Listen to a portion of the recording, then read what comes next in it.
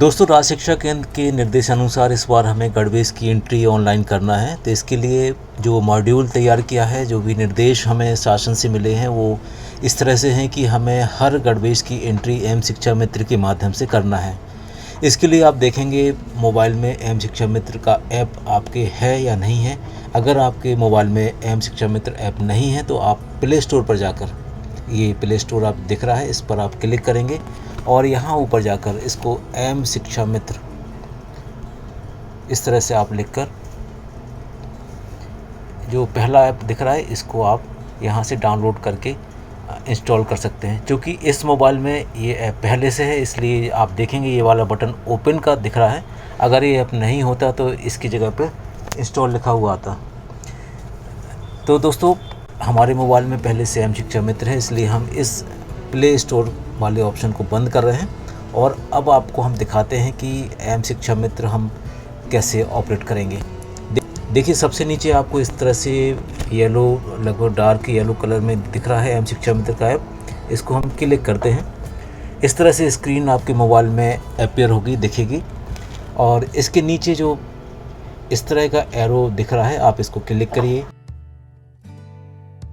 इस तरह से हम आगे जाएंगे। यहाँ पर बहुत सारी चीज़ें दिख रही हैं। हमने इसको ऑलरेडी एक यूज़र नेम पासवर्ड से लॉगिन किया हुआ है। ये सबसे ऊपर जो आप साइन देख रहे हैं, इसको अगर आप क्लिक करते हैं तो आप देखेंगे यहाँ पर लॉगिन की इन्फॉर्मेशन आ जाती है। यहाँ पर हमने ये लॉगिन किया हुआ है, तो इसलिए ये फ़ोटो दिख रही है और ये इनका डिटेल दिख रहा है। गवर्नमेंट आदिवासी बस्ती टोरी, ज़िला टीकमगढ़ का ये पासवर्ड है। इसको हमने लॉगिन करके रखा हुआ है।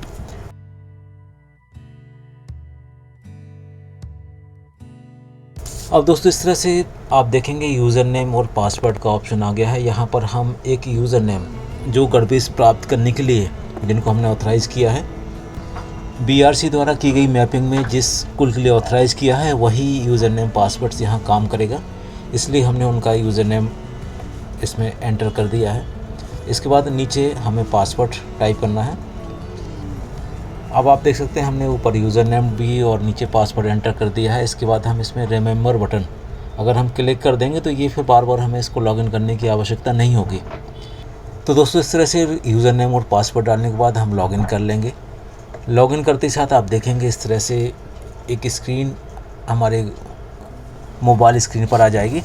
इसके ऊपर आप देखेंगे गोल सराउंड बटन बना है, जिसमें एक साइन बना हुआ है। अगर इसको आप क्लिक करेंगे तो आप जिसके भी पासवर्ड से आप लॉगिन हैं, वो इन्फॉर्मेशन यहाँ पे शो अप करेगी।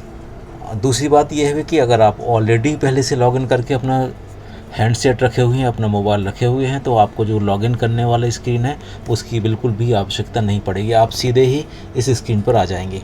अब इसके बाद आप नीचे देखेंगे आपको 6 बॉक्स दिख रहे हैं। इन 6 बॉक्स में आप इस तरह से स्क्रॉल करेंगे और यहाँ नीचे तरफ आपको दिखेगा यूनिफॉर्म डिस्ट्रीब्यूशन ट्रैकिंग। ये वाला ऑप्शन आपको यूज़ करना है यूनिफॉर्म की एंट्री के लिए। तो हम इसको क्लिक करते हैं सबसे पहले इस तरह से। जैसे ही हमने यूनिफॉर्म डिस्ट्रीब्यूशन ट्रैकिंग ऑप्शन को क्लिक किया तो इस तरह से 3 ऑप्शन हमारी स्क्रीन पर आ जाएंगे। और ये 3 ऑप्शन किस चीज़ के लिए है, जो आप ऊपर डिटेल दिख रहे हैं, ये आदिवासी जीपीएस आदिवासी बस्ती टोरी, इसके लिए इस स्कूल की डिटेल्स यहाँ पे खुलेगी। अब इसमें पहला ऑप्शन आप देखेंगे क्रय आदेश मास्टर डाटा डाउनलोड। सबसे पहले इसका मास्टर डेटा डाउनलोड करना है। तो हम पहले वाले ऑप्शन को क्लिक करते हैं और आपने देखा तुरंत डेटा डाउनलोड हुआ और नीचे ऑप्शन लिख के आ गया मास्टर डाटा डाउनलोड सक्सेसफुली। इसके बाद ये काम इस पहले वाले आइकॉन का ख़त्म हो गया। दूसरा ऑप्शन गणवेश प्राप्ति दर्ज करें। हमारे लिए यही काम का है, गणवेश की जो भी हमारे पास प्राप्ति है हम उसको दर्ज कर दें। तो जैसे ही हम इस ऑप्शन को क्लिक करेंगे, इसमें लिखा हुआ है पूर्व में प्राप्त गणवेश का विवरण। इसमें अभी भी कोई डेटा नहीं है। अब चूँकि पहली बार हम इसकी एंट्री कर रहे हैं, इसलिए हमें नई प्रविष्टि करें, इस वाले ऑप्शन का यूज़ करना है। जो आपको ये बटन दिख रहा है, हम इसको क्लिक करेंगे, हाथ से टच कर देंगे।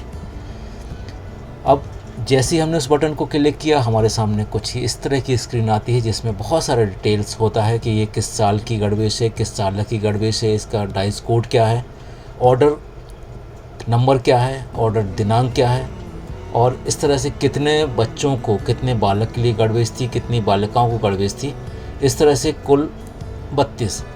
अब यहाँ हम ये कन्फ्यूज़न ना करें कि बालक की संख्या 6 लिखी है और बालिकाओं की संख्या 10 लिखी है, तो टोटल 16 होता है। जो कुल 32 है ये गणवेश की संख्या है, चूँकि शासन के निर्देशानुसार हर बच्चे को 2 जोड़ी गणवेश प्रदान की जाना है, इसलिए 16 दूनी 32 ये संख्या लिखी हुई है। और इसके नीचे SHG लिखा हुआ है, सिद्ध बाबा, यानी इस साला को जो भी गणवेश प्रदान करेगा वो सिद्ध बाबा SHG करेगा। ये इतनी डिटेल्स हमारे सामने स्क्रीन पर आ चुकी है। अब इसके बाद आप देख रहे होंगे इस स्क्रीन के कॉर्नर में 3 छोटी छोटी सी डॉट्स रखी हुई हैं, बिंदी रखी हुई हैं। आप उसको क्लिक करिए इस तरह से, उसके नीचे मैसेज आएगा गणवेश प्राप्ति दर्ज करें। हम इसको भी क्लिक कर दें। जैसे हमने इसको क्लिक किया तो ये छोटी सी स्क्रीन अपीयर हो गई जिसमें लिखा हुआ है कक्षा शाला द्वारा गणवेश प्राप्ति, फिर गणवेश संख्या बालक, गणवेश संख्या बालिका।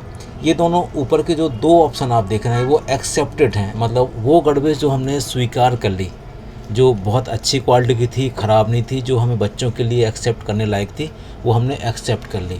लेकिन जो नीचे के 2 ऑप्शन दिख रहे हैं, गणवेश बालक संख्या रिजेक्ट, गणवेश संख्या बालिका रिजेक्टेड, यानी वो गणवेश जो हमने रिजेक्ट कर दी, जो या तो नंबर सही नहीं था, नाप सही नहीं था, या डैमेज रूप में हमें आई, वो रिजेक्ट कर दी। अब हम इसको एक एंट्री करके हम आपको दिखाते हैं। जैसे ये स्कूल है, इसमें 6 बालक थे और 10 बालिकाएं थी। सबसे पहले हम कक्षा पर क्लिक करेंगे तो यहाँ पे आपको कक्षा का ऑप्शन आ रहा है, तो सबसे पहले हम क्लास 1 पे जाते हैं। क्लास 1 में जाने के बाद हम ये देखते हैं कि गणवेश हमें किस डेट को प्राप्त हुई। यहाँ पर हमें 24 तारीख को गणवेश आई है, तो हम इसमें लिखते हैं 24 जून और यहाँ पे ओके कर देंगे। अब हमें इनरोलमेंट सामने रखना पड़ेगा कि हमारे जो 16 बच्चे हैं वो किस किस क्लास में हैं, किस किस क्लास के बच्चे हमारे सामने हैं। तो हमारे पास जो कक्षा 1 के हैं वो 4 बच्चे हैं। 4 बच्चे का मतलब हमारे पास 8 जोड़ी गणवेश प्राप्त होगी, जिनमें से 1 बॉयज़ है, 1 बालक है और 3 बालिकाएँ हैं। तो हम यहाँ लिखेंगे हमारे पास 1 बालक के लिए 2 जोड़ी गणवेश है। यहाँ गणवेश की संख्या भरना बहुत याद से आप भरेंगे, यहाँ पे इनरोलमेंट छात्र संख्या ना भर दें, यहाँ पर आपको भरना है गणवेश की संख्या। तो हमारे पास कक्षा 1 का 1 बालक था, तो हमारी गणवेश संख्या हुई 2, और कक्षा 1 की हमारे पास 3 लड़कियाँ थीं, तो हमारे पास गणवेश संख्या हुई 6। ठीक है, और रिजेक्ट हमने नहीं की, और ये वाली भी रिजेक्ट हमने नहीं की। अब आप देखेंगे ये कक्षा 1 की जानकारी है। कक्षा 1 में हमारे पास 1 बालक था, 3 बालिकाएं थी, तो हमने 1 बालक के लिए 2 गणवेश भरी ऊपर, 3 बालिकाओं के लिए हमने 6 गणवेश भरी, रिजेक्ट हमने नहीं की। इस तरह से ये कक्षा 1 का विवरण तैयार हो गया, और इसको हम यहाँ पे सुरक्षित करने का बटन दबाएंगे, सेव करने का दबाएंगे, तो ये हमारी गणवेश इस तरह से सेव हो जाएगी। यानी कक्षा 1 की एंट्री हमने पूरी कर ली, और नीचे ओके बटन है, हम इसको फिर से दबा देंगे। अब आप देखेंगे कक्षा 1 की हमारी डिटेल हमारी स्क्रीन पर आ गई। अब फिर से हम नई प्रविष्टि पर क्लिक करेंगे दूसरी क्लास के लिए, फिर वही 3 एरो वाला बटन, नई गणवेश प्राप्ति पे जाएंगे। अब हम भरेंगे कक्षा 2 की जानकारी। कक्षा 2 की हमारे पास 24 तारीख को आई। कक्षा 2 में हमारे 3 बालक हैं, 3 बालिकाएं हैं। इसका मतलब 6 जोड़ी गणवेश हमें बालक की मिलेगी और 6 जोड़ी गणवेश हमें बालिकाओं की मिलेगी। तो यहाँ हम कितना नंबर भरेंगे? 6, और बालिकाओं में भी भरेंगे 6। इसके बाद रिजेक्ट नहीं हमारी हुई है, सारी हमारी अच्छी क्वालिटी की थी, सारी सही बच्चों की थी, तो हमने 0 भर दिया और इसको हमने सुरक्षित कर दिया। कक्षा 2 की एंट्री भी हमारी हो गई, इसको हमने ओके कर दिया। आप स्क्रीन पर जो भी आप एंट्री करते जाएंगे आपको स्क्रीन पर वो एंट्री दिखती जाएगी, कक्षा 1, कक्षा 2। इसके बाद हम क्लास 3 पर चलेंगे, फिर से वही ऑप्शन क्लिक किया, प्राप्ति दिनांक कक्षा 3 के लिए, डेट 24। कक्षा 3 में हमारी कोई भी लड़का, कोई भी बालक नहीं है, लेकिन एक गर्ल्स है, तो हम बालक में तो 0 कर देंगे, और जब गर्ल्स हमारी 1 है तो उसके लिए हम 2 जोड़ी गणवेश करेंगे। और रिजेक्ट हमारी कोई भी गड़बेज नहीं हुई है। तो इस तरह से हम 0 0 करेंगे और हम उसको सेव कर देंगे। तो ये हमारी कक्षा 3 की एंट्री हो गई। अब हम करेंगे कक्षा 4 की क्लास 4 की एंट्री। इस तरह से क्लास 4, और ये भी हमारी 24 तारीख को। इसको टच करना है, डेट को टच करना है, नीचे ओके बटन दबा देंगे तो हमारी डेट आ जाएगी। अब क्लास 4 का स्टेटस हमारा इस तरह से है कि 1 बॉयज़ है और 2 गर्ल्स है। तो हम इसमें एंट्री कितनी करेंगे? 1 बॉयज़ के लिए 2 सेट गड़बेज आएगा तो हम उसको 2 लिख देंगे, और गर्ल्स होंगी हमारी 2, तो 2 के लिए 4, 2 जोड़ी गड़बेज। और रिजेक्ट हमारी कोई भी नहीं हुई है, तो इस तरह से रिजेक्ट नहीं करेंगे और हम इसको सेव कर देंगे। ये ओके हो गया, 4 हो गई। और अब 5th क्लास का भी वही प्रोसेस आपको हम इसलिए बार बार दिखा रहे हैं कि आप उसको अच्छी तरह से सीख जाएं, ताकि कोई भी एंट्री में गड़बड़ी ना हो पाए। 24 तारीख हमारी 5वीं क्लास में 1 बालक है, 1 बालिका। तो हम क्या एंट्री करेंगे इसमें? 1 है बॉयज़ तो इसके लिए 2 जोड़ी गड़बेज, 1 है बालिका तो इसके लिए 2 जोड़ी गड़बेज, और यहाँ पर कोई भी रिजेक्टेड नहीं है, 0 0, और इसको हम सेव कर देंगे। ये देखिए आप, अब आप पूरा देखेंगे कि जो एंट्री आपने की है वो एंट्री आपको सामने दिख रही है। क्लास 1 में आपको 2 बालक के लिए है, कक्षा 2 में,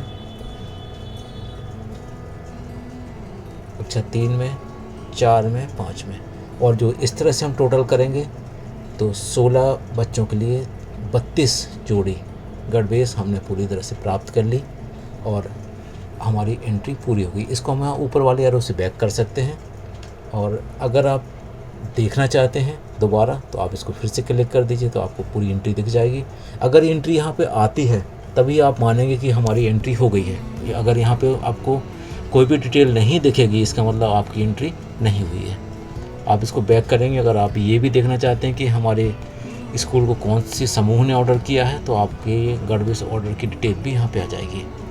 उम्मीद है आप इसको बहुत अच्छी तरह से समझ गए होंगे, और जो भी आप एंट्री करेंगे उसमें कोई भी गलती नहीं करेंगे, कोई भी त्रुटि नहीं करेंगे।